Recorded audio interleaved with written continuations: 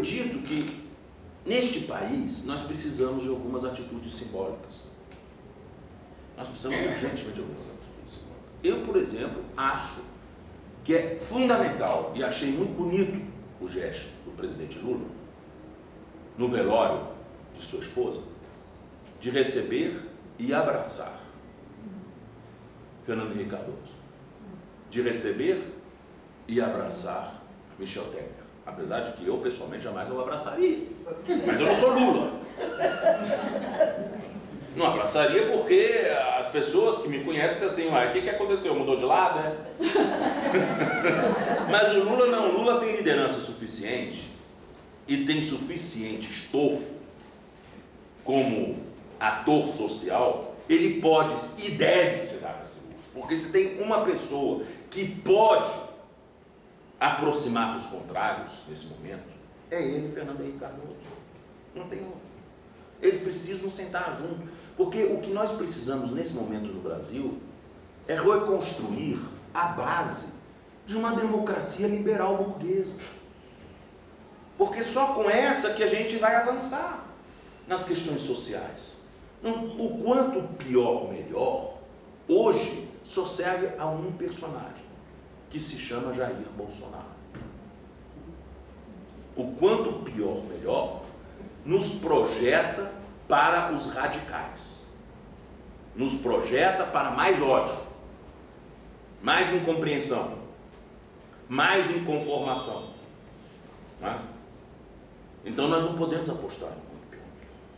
Está errado isso. Está errado. Apesar de nós sim devemos fazer crítica permanente às, vamos dizer, besteiras, para dizer o mínimo, que estão fazendo na nossa política pública no Brasil. Esse governo Temer é um desastre completo. Mas, por outro lado, vamos dizer, algumas pessoas até dizem que, quem sabe, o Temer é um infiltrado do PT.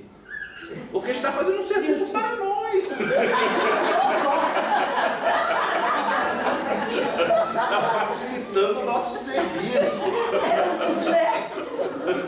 Ele está fazendo tanta asneira, que está alavancando Lula. Quem sabe ele não é, no fundo, um infiltrado do PT. Porque as coisas que estão acontecendo, nós nunca poderíamos imaginar. Mas por que a gente não podia imaginar? Porque as pessoas que têm algum tipo de compreensão nesse país achavam que as coisas tinham lógica. Nós produzimos políticas públicas, logo nós teríamos o reconhecimento dessas políticas públicas. E o reconhecimento dessas políticas públicas se transforma em voto e significa instabilidade de um certo modelo de governança. Não, isso faz tudo muito sentido. Mas a gente se esqueceu que a lógica que prevalece em redes de comunicação social, né, e a lógica que hoje pulula pelos meios de comunicação de massa, não é essa lógica, é lógica nenhuma.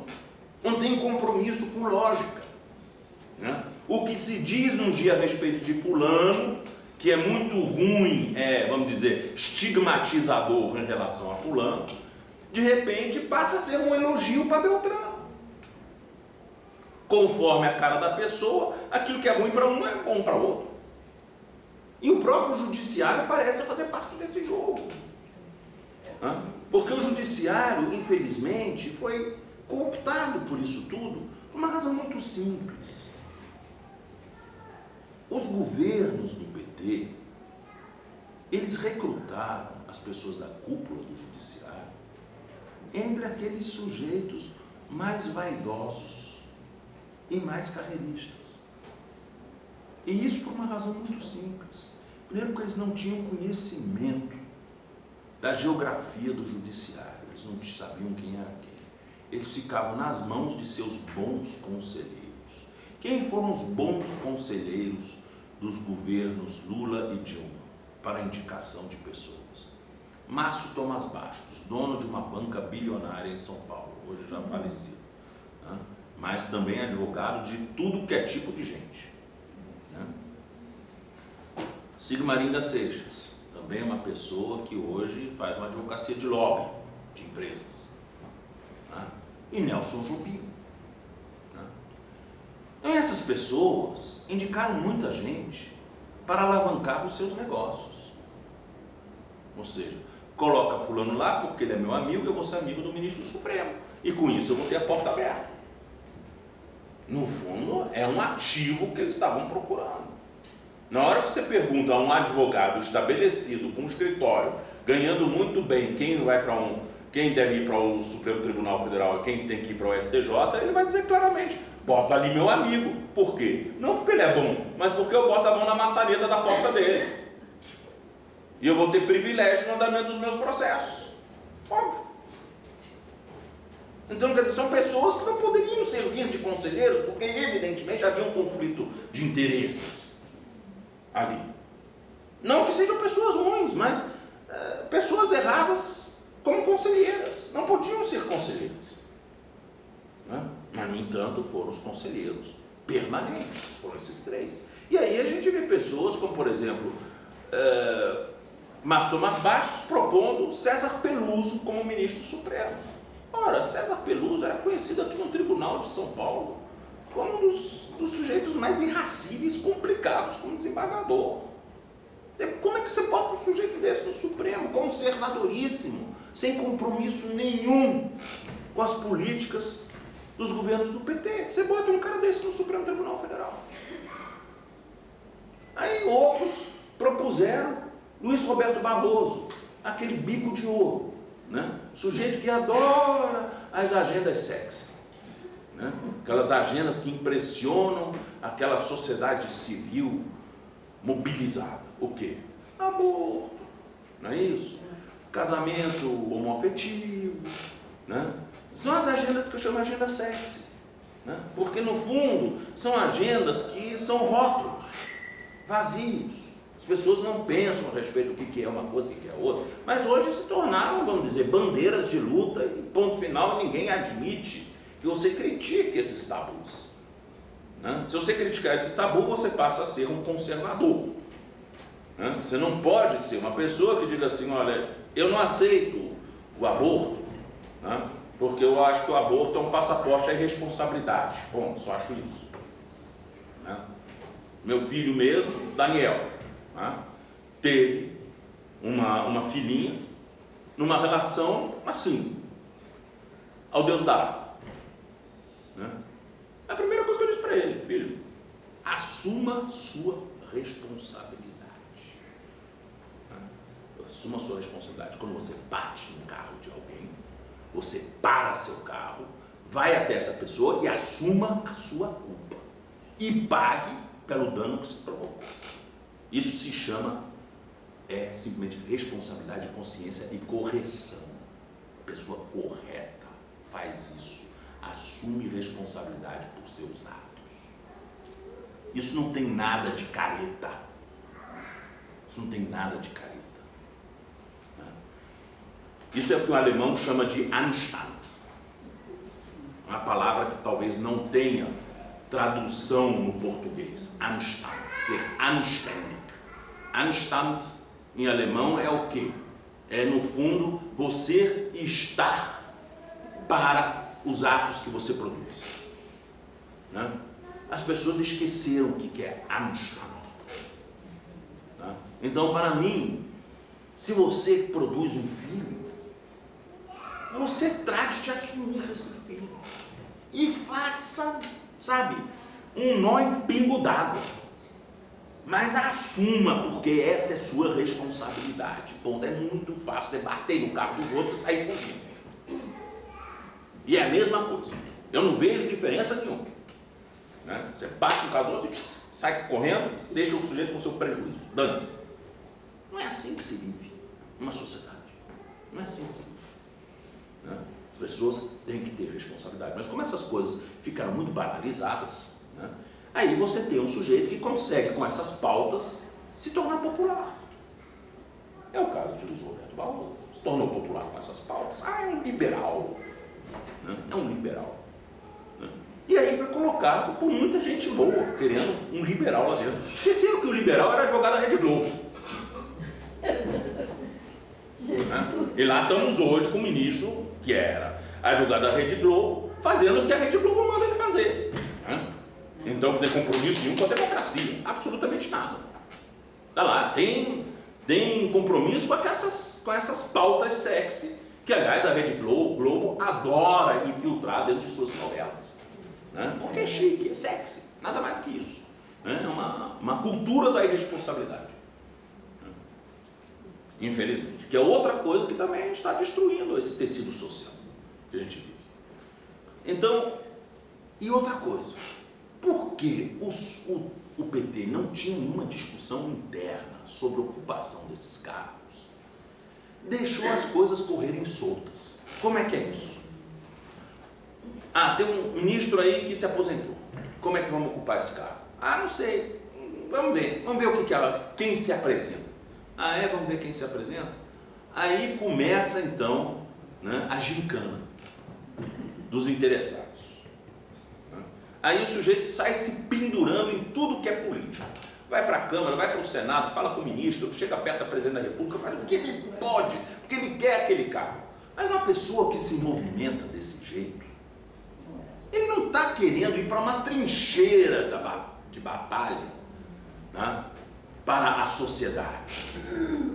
Um sujeito que faz um movimento desse quer, no fundo, uma cerejinha glacê em cima do seu chantilly, do seu currículo. Um sujeito desse, ele quer coroar o seu currículo. Né? É que nem aquele que gosta de fazer doutorado, porque, não, agora eu tenho que coroar meu currículo, falta um doutorado.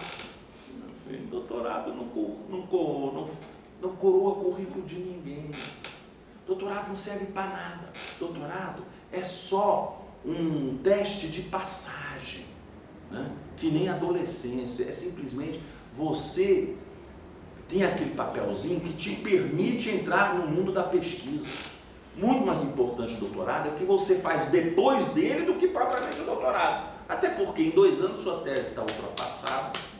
Daqui a 5 anos, quando você vai ler sua tese escrita antes, você diz, meu Deus do céu, como é que eu vou escrever uma pesquisa? Isso se você cresceu, né? Porque se você não cresceu, você vai achar aquilo, a Coca-Cola, a última Coca-Cola do deserto, até o fim da sua vida. Não é isso? Mas se não, se você cresceu, você diz assim, meu Deus, como é que eu escrevi uma asneira dessa? Não é isso? As pessoas crescem. Então o doutorado não serve para coroar nada. O doutorado serve apenas para você fazer o rito de passagem. E a mesma coisa, o Supremo Tribunal Federal não tem nenhum significado na vida de alguém que é bilionário como advogado. Qual é o significado para uma pessoa dessa? Como o Luiz Roberto Barroso. O Luiz Roberto Barroso é um cara que não tem onde enfiar dinheiro. Não precisa mais trabalhar para o resto da vida dele. Mas um sujeito desse vai querer ser ministro supremo para quê, meu filho? Por que você se esforçou tanto para ganhar tanto dinheiro para circular de Mercedes-Benz? Né? Para ter uma cobertura duplex na Avenida Atlântica, uma casa no condomínio Portogalo. Né? Para que você se esforçou tanto para ser agora ministro supremo? Você poderia fazer outras coisas da sua vida. Né? Quer dizer, então, parece que a vaidade obnubila as pessoas. Então o que nós temos hoje é um Supremo recheado de gente vaidosa, incapaz de enfrentar o rolo compressor da opinião pública. Incapaz. Porque um sujeito vaidoso, ele sempre quer estar bonito na fita. Se ele sempre quer estar bonito na fita, não vai ser ele que vai atropelar a opinião pública. Então, eles têm uma dificuldade enorme de serem contramajoritários. E o Supremo existe para ser contramajoritário. Por quê? É para proteger as minorias diante da supremacia das maiorias, que é normal numa democracia. O judiciário serve para isso. Para dizer para uma maioria, peraí, esse cara tem um direito, você não passa por cima dele com rolo compressor. Agora, se ele é um sujeito que tem dificuldade de remar contra a maré, ele sempre vai apoiar o mais poderoso, e não os fracos. Então, que tipo de magistrado é esse? Que tipo de magistrado é esse? É isso que nós estamos vendo. Né? Enquanto Fernando Henrique Cardoso colocou no Supremo Tribunal Federal 3 pitbulls, que foi o Nelson Jobim, a Grace, né? Ellen Grace e o Gilmar. Sempre, invariavelmente, faziam tudo que Fernando Henrique mandava. É para arquivar, é para arquivar. Né? Sempre foram absolutamente partidários. Eram 3 pitbulls que eles colocaram. O governo Lula e o governo Dilma colocou ali uma matilha de coca-spani. Tudo bonitinho. Faz festa para você. Sorri para você. São bonitinhos que só. Mas na hora que você é assaltado, faz festa para o bandido também. Coca-spani não é assim? Também vou fazer festa para o bandido. E esses são os coca-spani que hoje pululam dentro do Supremo Tribunal Federal.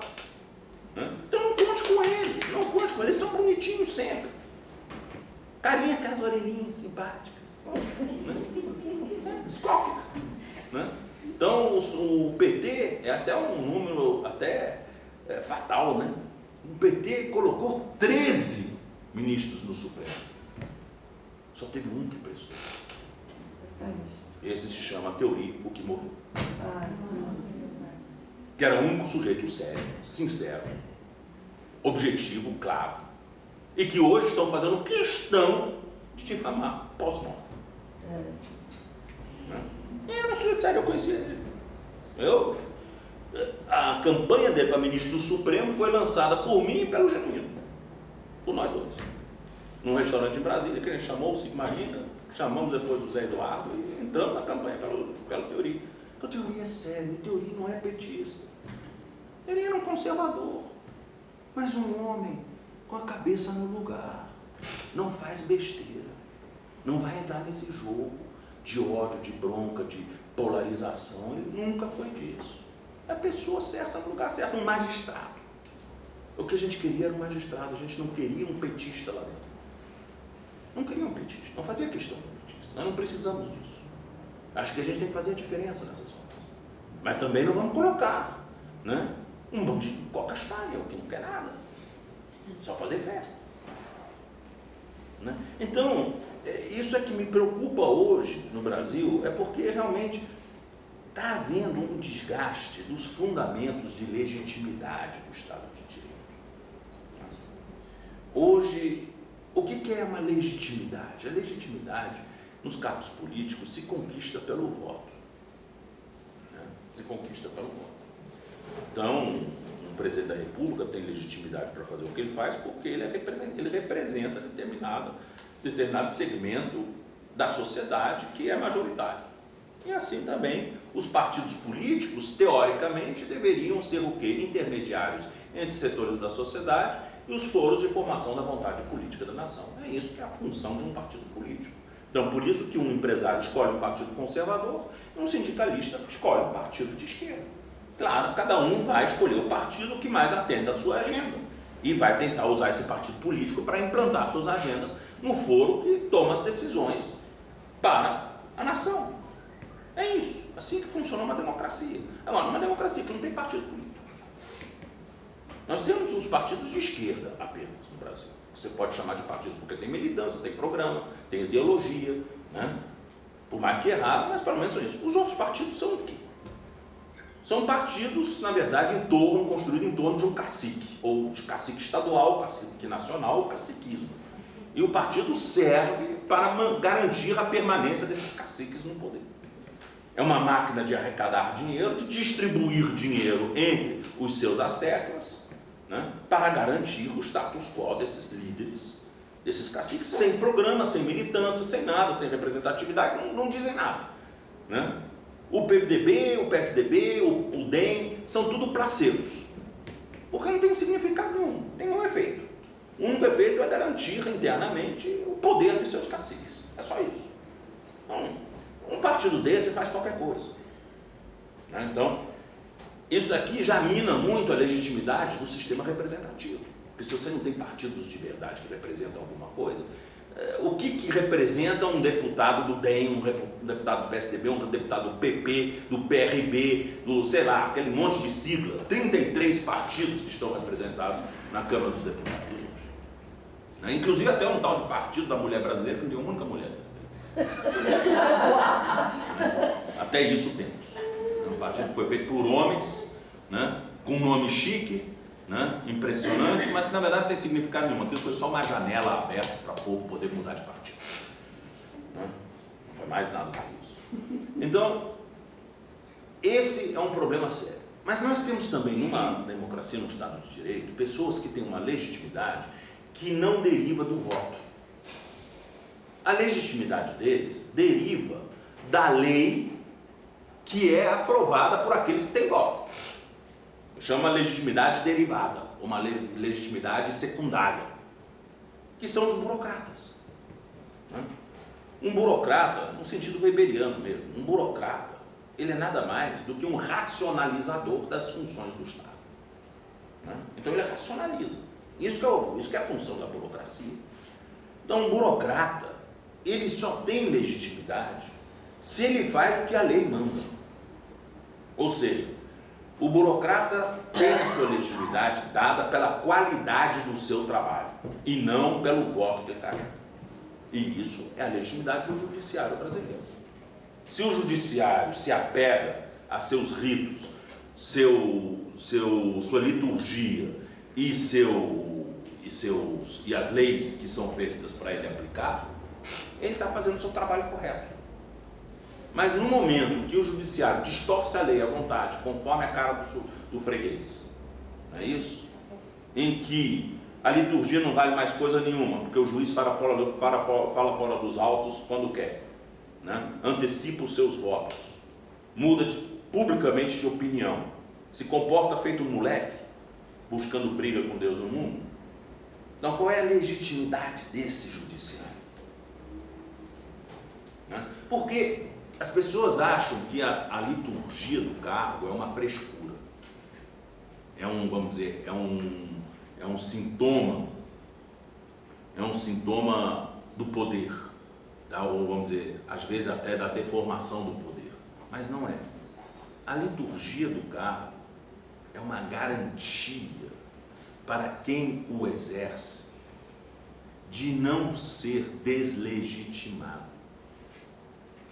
Um juiz tem que se comportar conforme essa liturgia, by the book, para não levar um tiro. Por quê? Porque um juiz, ele cuida diariamente com centenas de casos em que existe um ganhador e um perdedor. Para ele, cada caso desse pode só ser um número estatístico na produtividade dele. Mas para a pessoa que está naquele processo, aquilo pode significar simplesmente o sentido da sua vida. Um filho, por exemplo, que ele quer adotar, né? Ou uma guarda de um filho, ou a sua casa que ele demorou 10 anos para construir, todos os seus bens, né? Tem o sentido da sua própria existência. O que faz com que o perdedor não vá para cima do juiz? Desculpem a expressão, na porrada. É simplesmente a liturgia do cargo. A liturgia do cargo que lhe empresta uma sacralidade. Vamos dizer, é o efeito do sagrado. É aquela coisa que você não se aproxima, porque ele é ele, eu sou eu. Eu faço caramuru para ele. Então eu não posso. Eu respeito aquela pessoa, ainda que a decisão dele não me favoreça. Porque ele é uma pessoa diferenciada. Agora, no momento que o juiz desce do seu pedestal e resolve se comportar que nem um menino brigão de rua, um rowdy, não é isso? Ele vai ser tratado como um rowdy, como um moleque. E ali ele pode levar bala. Porque tem muita gente inconformada com as decisões que ele dá. E de repente a justiça não funciona mais, que as pessoas simplesmente não se submetem. Se o presidente do Senado diz que ele não vai receber um oficial de justiça, porque não quer receber um oficial de justiça, por que o sujeito que vai ter sua casa tomada dele vai receber um oficial de justiça? Né? Os juízes não estão se comportando conforme, então perde-se o respeito. E isso dissolve o próprio fundamento do Estado. E o risco disso é a gente ter um Estado falido, que hoje é um fenômeno muito comum no mundo ocidental, no mundo todo. Estados falidos. O que são os Estados falidos? Estados que perdem sua capacidade de governar. O Brasil pode se tornar um Estado falido, sim. A gente tem que ter clareza sobre isso. Porque a falência de um Estado, ele começa num determinado ponto como se fosse, vamos dizer, uma pequena infestação por uma bactéria que acaba podendo se espalhar pelo corpo inteiro e gerar uma septicemia. E se a gente começa a ser tolerante com essas coisas, é um grande risco. Então está na hora de a gente botar a ordem no chiqueiro. E aí eu me valho daquela matéria que saiu hoje no Spiegel, eu achei muito interessante, citando Norbert Elias, que foi um filósofo alemão da década de 60, morreu na final da década de 60. Quando todo mundo grita, você só pode ser ouvido se você gritar mais alto. Eu acho que está na hora de a gente gritar. E essa grita tem que ter um sentido, não pode ser uma sopinha de letras.